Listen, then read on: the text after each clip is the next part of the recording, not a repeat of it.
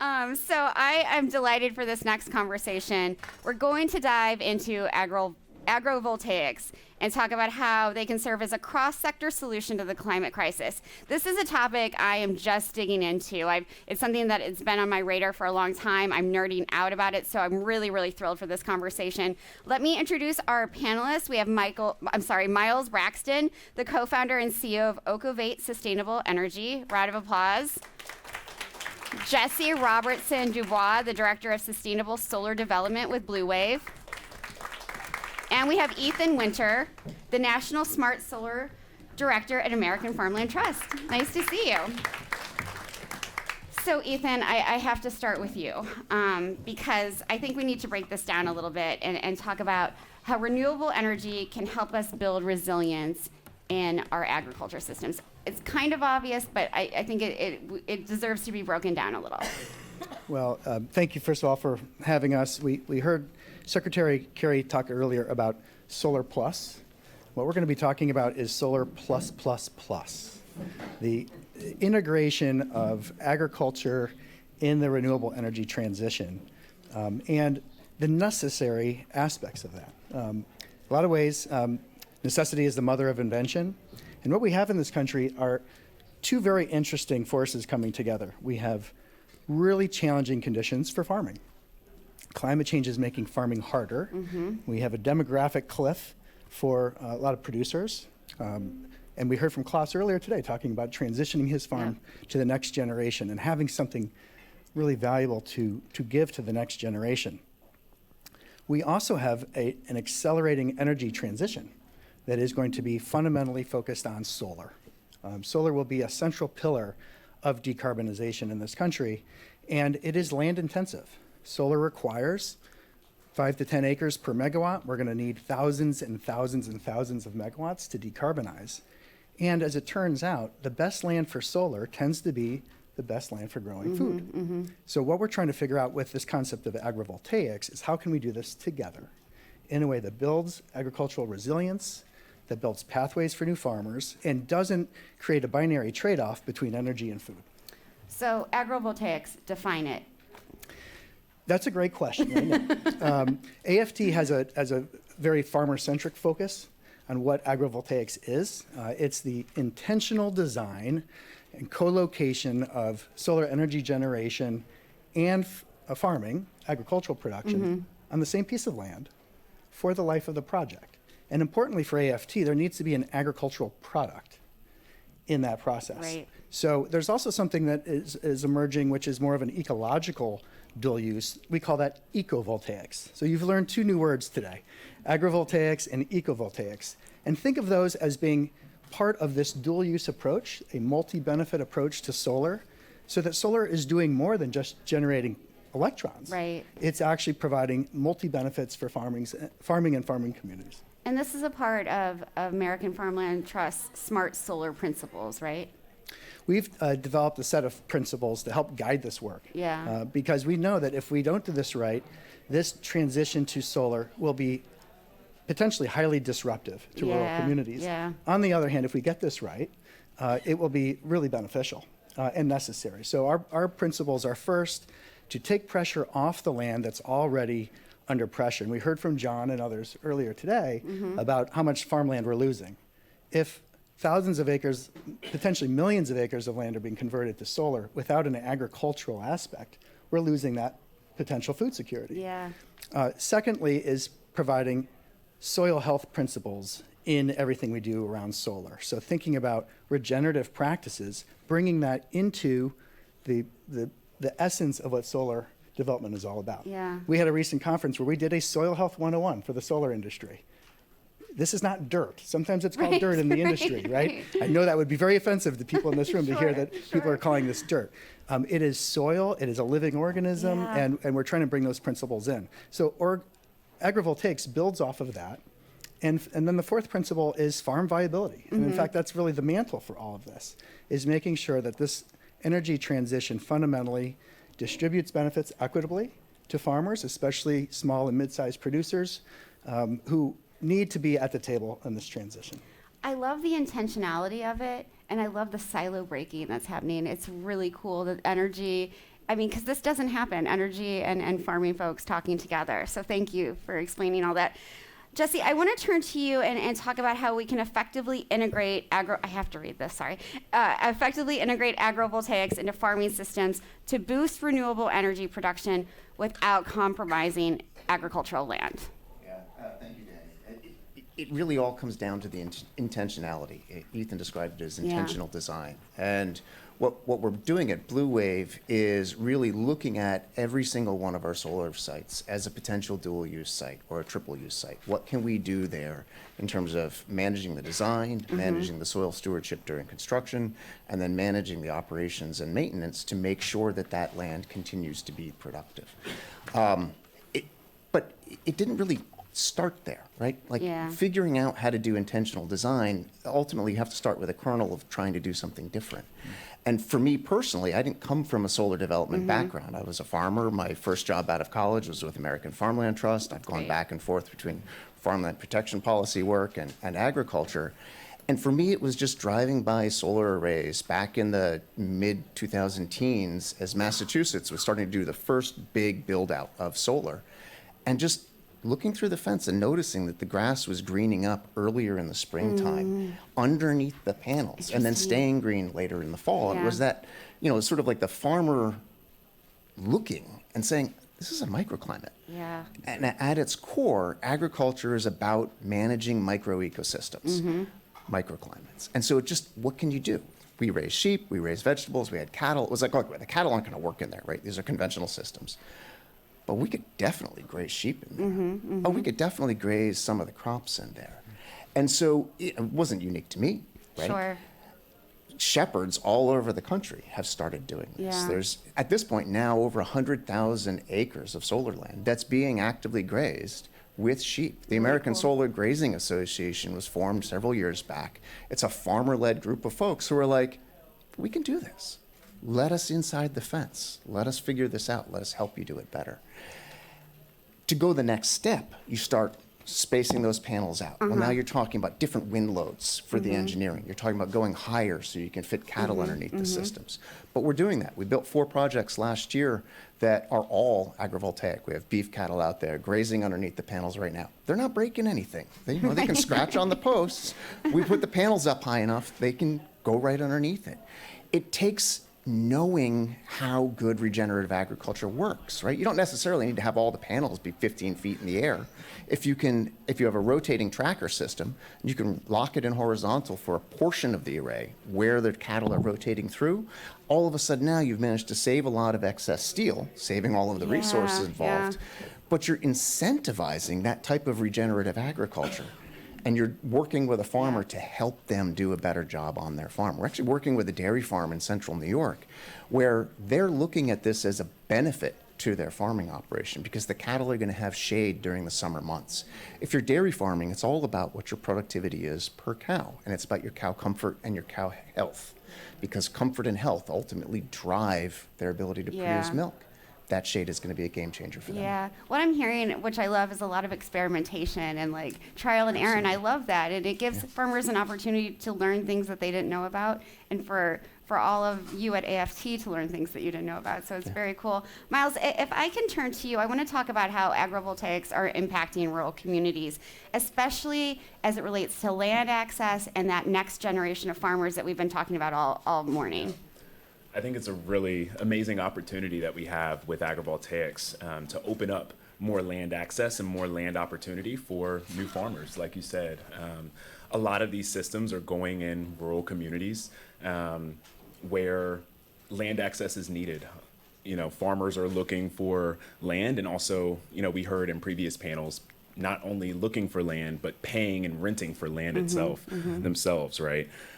This is a unique opportunity where, these are $1 million systems that we're able to provide financing to. So, in addition to that, what's paying a tenant farmer, over a 30-year contract to farm at that site versus them having to pay, on a rent basis year by year, and looking for other opportunities, as they come up.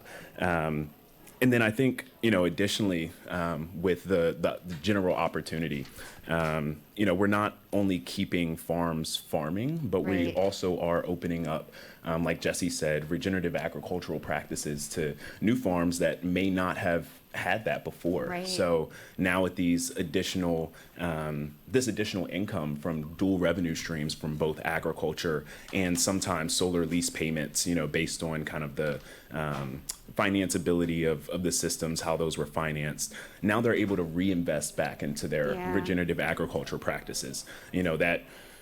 Organic matter that is going to boost their yields over the next 2 years that they've had in the plan for the last 3 years that they haven't been able to afford. Now they're able to afford that with through agrivoltaics. So at Okovate, we talk to a lot of soy and corn farmers, which is not necessarily the best crops that work with the designs of agrivoltaics. Well, at least corn, maybe not. Sweet corn does pretty well, but standard corn, not so much. But we're seeing that, okay, maybe this doesn't work, as is, but now if we introduce a crop rotation with your soybeans, Yeah. and actually, look at this from a standpoint of we want to help you enrich the soil and boost your yields over a long-term period.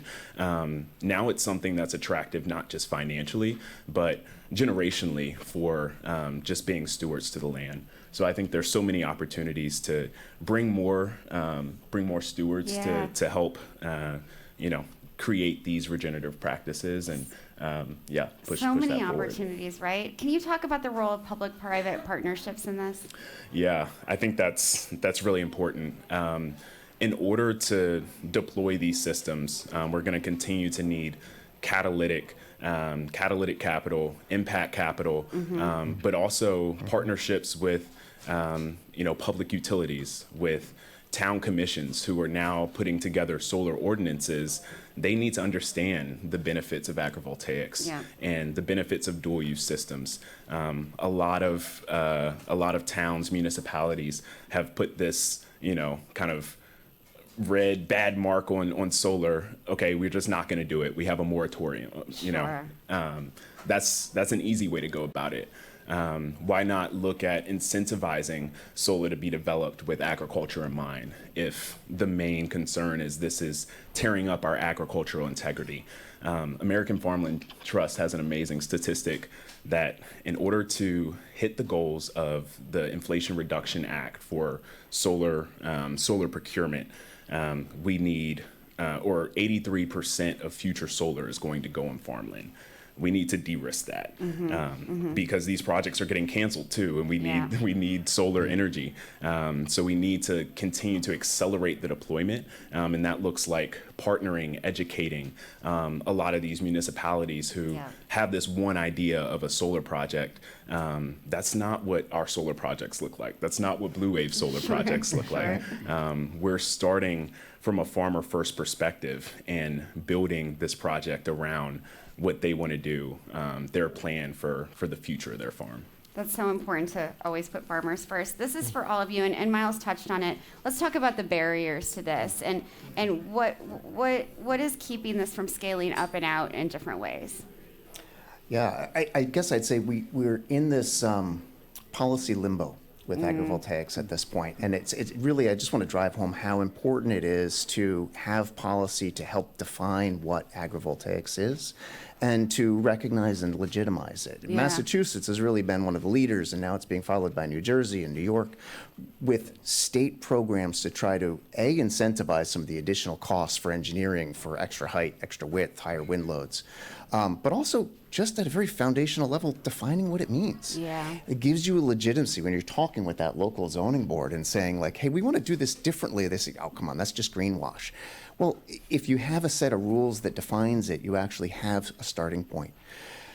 The Bluewave and several other solar developers have been working on starting a new organization, Solar and Farming Association, to work in partnership with the American Solar Grazing Association as a farmer-led organization. What ASGA has done for solar grazing has been amazing, but we really need to bring a larger effort to push for a federal definition, both to help legitimize this, but then also importantly for the farmers to make sure that they remain eligible for USDA programs. Right now, somebody farming in a solar array may not be eligible for conservation programs because it's not a farm. Yeah. It's a solar array. And so that kind of policy structure at the state level and the federal level is just absolutely critical. Ethan, can you weigh in on that policy need? And Jesse nailed it. We're really on the cusp of some really big stuff here. Yeah. And here we are at Climate Week. This may be the one session on agrivoltaics here in New York. This is going to be a major theme in the future. So those of you who are here, remember this day. It's a big deal. Just in the past year, we have 2 bipartisan bills that have been introduced in the U.S. Senate around agrivoltaics. You now have Secretary Granholm from DOE talking about agrivoltaics, Chuck Grassley talking about agrivoltaics. I love it. This is interesting, right? And you have land-grant universities across the country, from UC Davis to Cornell to Rutgers, who are developing these interdisciplinary sustainable solar programs because they are getting ahead of this. Yeah. And we're doing everything we can at AFT to be, connected into those efforts. And policy will be key. And there's a research feedback loop, right, where we need to have applied research, looking at field trials, what works, also social science, to make sure that we're understanding how farmer adoption works. And I think there's an interesting analogy to the regenerative agriculture movement, where you started with early adopters and good science, and you tweak the policy, and you go back to the farmers, and you keep reiterating this. And we're at the beginning of that cycle now. There's about 10 states across the country that have either developed some kind of incentive or have an R&D program for agrivoltaics that did not exist 3 years ago. So that's how new this is. States to keep an eye out on. You mentioned Massachusetts. New Jersey is about to unveil a 200 megawatt dual use pilot program in coordination with Rutgers and AFT and other partners. New York has a $5 million R&D program that they launched this summer after much work and cajoling, because a lot of states look to New York for leadership on climate policy. That's why we're here. So stay tuned for New York, but you have other states as well that are looking at this. And it's going to be really interesting to see how industry responds. One thing I'll just mention, at the major solar conference in Anaheim 2 weeks ago, RE+, there was quite a lot of programming around agrivoltaics. 3 years ago, there was basically none. So that's how quickly this is taking a foothold with the industry. At RE+, the Department of Energy announced a cattle solar prize, $8 million prize for who can come up with the most integrated solutions for cattle and large-scale solar. So cool. The other thing that happened at RE+ was a report from the Solar Energy Industries Association and their research arm, which is called SI2. They did a survey. And they surveyed farmers, utilities, and solar developers. And what they found was a really interesting insight into what's about to happen. 70% of farmers said they would be interested in doing solar with the condition that they could do dual use. So that was a major caveat. 80% of the developers in that survey said, we expect to be integrating dual use into our future portfolios. Goes back to what Jesse said. What's that definition? This is more than sprinkling some black-eyed Susans in the corner. Right? We're talking about equipment and farmers and soil health protocols being built into the business models of these projects going forward. But that's what's about to happen. I need to add 30 seconds on the clock because I want you to all give a call to action. So Jesse, I'd like you to go first. How do we get others involved in this sector? What's your call to action to people watching, people listening? I'm going to sneak 2 in there. I already mentioned SAFA, solar and farming. But go to local planning meetings and just raise the question, what if we could do it better? What if this isn't just a simple NIMBY, I don't want to look at it? What if the solar you can't see is probably not good solar. Let's have solar we can see that's better.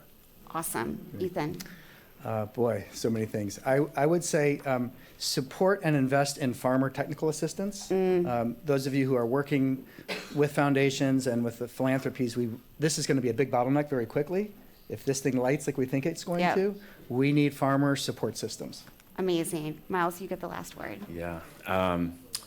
Invest in the doers. Invest in the folks that are implementing this and making it happen.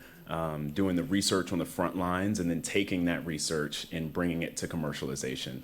I think it's so important that we continue to just bring in more capital to allow for this. All the folks that are now investing in solar, the Googles, Microsofts of the world, they need to look at this from a lens of, is our investment at risk and of removing farmland, and looking at, okay, how do we also invest in, not only other technologies, but agrivoltaics as a part of our portfolio as well, and really being stewards to the land. So that's my call to great. action. I love invest in the doers, invest in the farmers. Round of applause for this panel, please. Thank you all so much. That was great. Thank you.